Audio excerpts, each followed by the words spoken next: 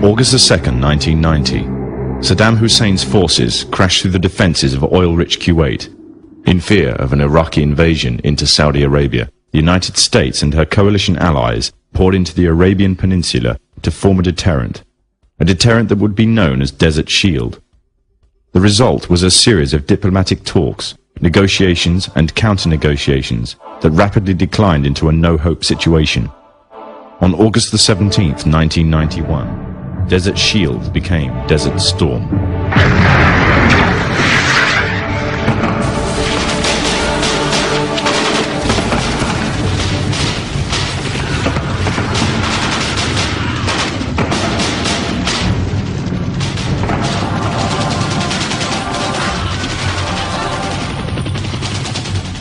The conflict was witnessed by millions through the eye of CNN and the BBC, showing propaganda of the systematic eradication of Saddam's forces by a coalition far superior in technological, political, and economic power. However, what was little known was that from the outset the war was engineered, controlled, and manipulated by an elite group. A group which had created the illusion of a man with power, at the head of a million-strong army, on the verge of going nuclear. A man who had gained control over 1/5 of the world's oil overnight. However, in reality, he was merely a pawn, in amongst many pawns, just a puppet in a grand master plan, with the Gulf War as a well-orchestrated stepping stone. The orchestrators of the war were by no means strangers to controlling major world events. In fact, they have done so for centuries. From the shadows, they have engineered every major war, revolution, and recession. They control everything you read, everything you hear, and everything you see. They have managed to indoctrinate an entire populace to their way of thinking, and have infiltrated key positions in places of authority. And it is from the shadows that they have created a new political order, a new economic order, and more sinister, a new religious order. Their ultimate aim is total global domination, and they will stop at nothing to reach their goal. The goal that was outlined in a speech given by former President of the United States, George Bush. What is at stake is more than one small country. It is a big idea, a new world order.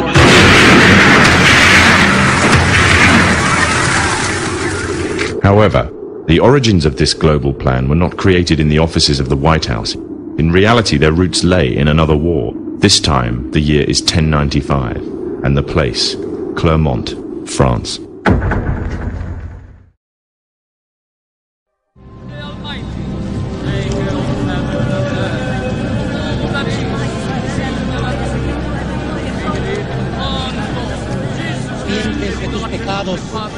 En el nombre del Padre, del Hijo y del Espíritu Santo.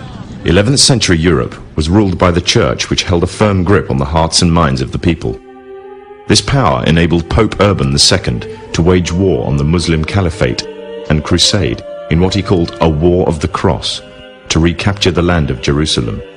It had been under Muslim rule since the year 637, but in 1099 this rule was brought to a bloody and sudden end. In the name of the cross, women were raped and murdered. Children were put to the sword, and it is said that blood ran in the streets knee-high to the horses.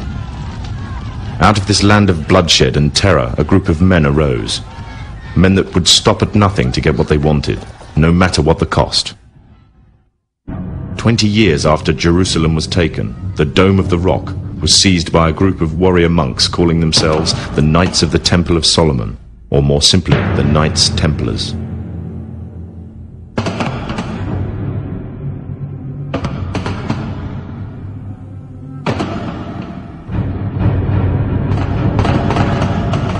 In Jerusalem, the Templars began to deviate further and further away from the practices of Christianity. They learnt the secret arts of the Kabbalah, an ancient form of Jewish magic, along with its dark rites and rituals. The Jews had learnt the arts from the pagans of ancient Egypt during the times of enslavement to the Pharaoh, and developed them into Babylon at the time of Nebuchadnezzar. In 1307, King Philippe of France arrested them for charges of denial of Christ, homosexuality, and idol worship, as well as magic. In 1314, Pope Clement V declared all Templars as heretics to Christianity, ordering all their properties to be seized. Their leader, Jacques de Molay, was captured and burnt to the stake. The Templars were cornered, and just when it seemed they were finished forever, a glimmer of hope arose from a seemingly certain end. They were to find a safe haven as well as an ally. But not in France.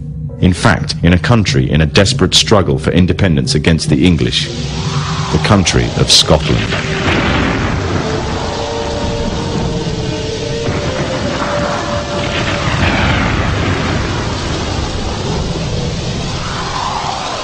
For some, Scotland's hope of independence had died with the death of William Wallace. However, to the King of Scotland, Robert the Bruce, the arrival of the Templars gave him a new secret weapon. Their experience, gained over 200 years of fighting the mighty armies of Islam, had made them expert in combat and warfare, and more than a match for any army brought before them. In 1314, the Templars, allied with Robert the Bruce and his army, took to the fields of Bannockburn in the long-awaited showdown with the English. Robert the Bruce's foresight paid off. The 25,000-strong English army suffered a humiliating defeat at the hands of only 6,500 men. The dream of an independent Scotland had finally been achieved. The Templars had brought themselves back from the brink of destruction, and never again would they allow themselves to be destroyed. This time they would control the country by controlling its kings, and in order to preserve their secret order, the Templars would have to die, or more precisely, the name would have to die. The Templars, who had escaped Europe, were finally laid to rest in Roslin Chapel, Scotland, which stands to this day as sign of their presence in Britain. Their descendants became the true power of Scotland. In 1603, the death of Queen Elizabeth I left England without an heir to the throne. By virtue of descent, King James V of Scotland became King of England. In doing so, Scotland and England joined to form a new kingdom, and the power that the Templars held over Scotland spread to give them a firm grip on the whole of Great Britain. For over 100 years, the Templars concealed their activities, fading into the background until they were little known and little remembered. However, they did not cease to keep a firm grip on Britain. All the time they were planning, regrouping, and infiltrating positions of power in all corners of the kingdom.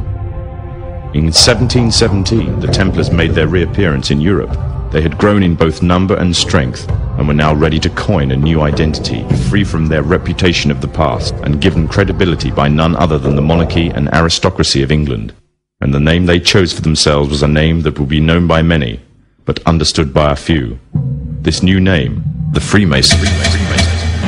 The new identity and the grandeur of its members afforded the Masons with respect and dignity. The first royal member of the Freemasons was Frederick, Prince of Wales. The latest members include Prince Philip, the Duke of Edinburgh, and consort to the current Queen of England, Elizabeth II, who herself is a grand patron to the Masons. However, behind closed doors, the Freemasons were free to indulge in the secret rites and rituals handed down to them by their ancestors, and these became the basis of their levels of membership, called degrees. The Freemasons were not content with power in Britain alone. Their ambitions were far greater.